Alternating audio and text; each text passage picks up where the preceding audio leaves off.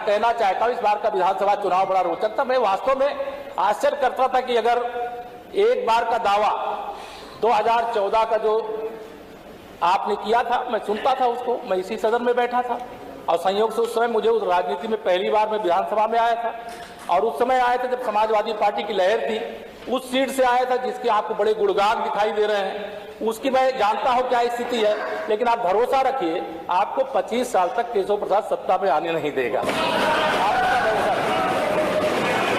आप विपक्ष, आप श्री अखिलेश जी हमारे बड़े अच्छे, आपको मैं पसंद करता हूं, लेकिन अध्यक्ष हम आ पाए ना आ पाए, ये हमारे माननीय सदस्य लोक भवन में कब बैठ पाएंगे? तो लोक भवन में तो कमल खिल चुका है और वो कमल खिला रहे। और देखिए माननीय अध्यक्ष जी, साइकिल पंचर हो गई है तो अब पंचर को ठीक कराने की जो आपकी साइकिल है उसको शायद उत्तर प्रदेश जनता ठीक करेगी नहीं, इसलिए मैं लोक भवन में कब बैठूंगा।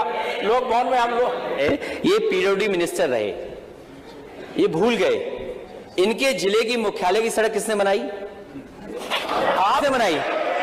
बताइए फोर लेन किसने बनाई? बताइए माननीय सदस्य। अध्यक्ष जी, मैं आप कृपया करके आपस में डिबेट नहीं करें, कृपया करके नेता प्रतिपक्ष पूर्व मुख्यमंत्री जी को ये बता दीजिए, ये 5 साल सत्ता में नहीं रहे, आगे 5 साल के लिए फिर विदा हो चुके हैं।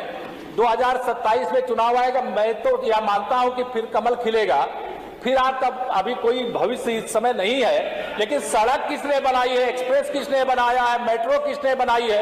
जैसे लगता है आपने सैफई की जमीन बेच करके ये सब बनवा दिया है। तुमने घर के, तुम अपने पिताजी से पैसा लाते हो बनाने के लिए? तुमने राशन बांटा है तो पिताजी ने क्या बात है? कोई बात है?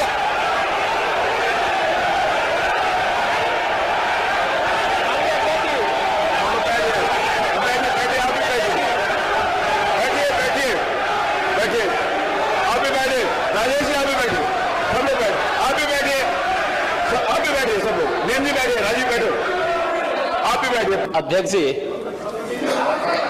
1 घंटे से अधिक पूरा सदन माननीय नेता प्रतिपक्ष को सुनता रहा। बड़ी शालीनता के साथ उन्होंने अपनी बात कही। विपक्ष के नेता का जो दायित्व था उन्होंने अपने कर्तव्यों का निर्वहन किया, हम लोगों ने सुना। इस सदन में और सरकार के उप मुख्यमंत्री अपनी बात को रख रहे हैं, बीच में रनिंग कमेंट्री का मतलब क्या है? और दूसरा, एक सम्मानित नेता के खिलाफ असभ्य शब्दों का प्रयोग हो, तो शब्द का प्रयोग हो, तो ठीक नहीं है। और मैं बड़ी विनम्रता से कहूंगा नेता प्रतिपक्ष को कि आपको इतना उत्तेजित नहीं होना चाहिए। देखिए, सफाई की बात नहीं कर रहा हूं मैं, सवाल सफाई का नहीं है। देखिए, हम लोग भी जो विकास कार्य करा रहे हैं, या आपकी सरकार के समय जो विकास कार्य हुए होंगे, ये हमारी ड्यूटी थी। सरकार होती है और हर सरकार को अपनी उपलब्धि को कहने का अधिकार है। माननीय उप मुख्यमंत्री जी ने बिल्कुल सही कहा कि विकास, आपने कहा, आप विकास की जब चर्चा हुई तो उन्होंने जो बातें कही बिल्कुल ठीक ढंग से की थी। आपके यहाँ के दूसरे नेता या जब माननीय उप मुख्यमंत्री का यहां पर भाषण संपन्न होता, उसके बाद अपनी बात आप लोग कह सकते थे। लेकिन देखिए, मैं कल भी देख रहा था, कल माननीय वित्त मंत्री जी यहां पे जवाब देने के लिए खड़े हुए,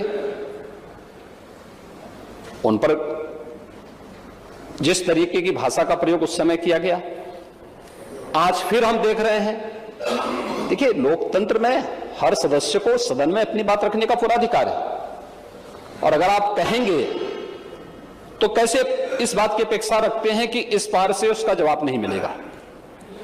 पूरे 1 घंटे से अधिक समय तक पूरा सदन और खासतौर पर सत्ता पक्ष से जुड़े हुए सभी मान्य सदस्यों ने आपकी बात को बहुत ध्यान से सुना।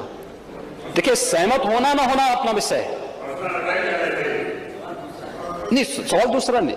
देखिए सवाल, देखिए सफाई भी इसी प्रदेश का हिस्सा है। अध्यक्ष महोदय, सवाल ये नहीं है, मैं सुनने को तैयार हूं। अच्छा, मुख्यमंत्री जी बोल रहे हैं, सफाई भी तो इसी प्रदेश का हिस्सा है।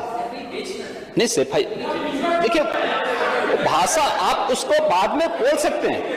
देखिए हमारी सहमति असहमति हो सकती है, देखिए हमारी असहमति असहमति हो सकती है किसी बात पर, हम बाद में इस बात को करेक्शन करा सकते हैं, लेकिन तो मैंने शब्द का प्रयोग नहीं किया जाना चाहिए और किसी भी असभ्य भाषा का प्रयोग नहीं होना चाहिए। और मैं माननीय अध्यक्ष जी से अनुरोध करूंगा कि अगर इस प्रकार की शब्दावली प्रोसीडिंग का हिस्सा बनी है तो कृपया उसको हटवा दें, क्योंकि यह गलत परंपरा होगी और मैसेज का देश के अंदर खराब जाएगा। हमें हमेशा इस बात को ध्यान में रखना होगा, सदन की मर्यादा का ध्यान हर हाल में बनाए रखना होगा।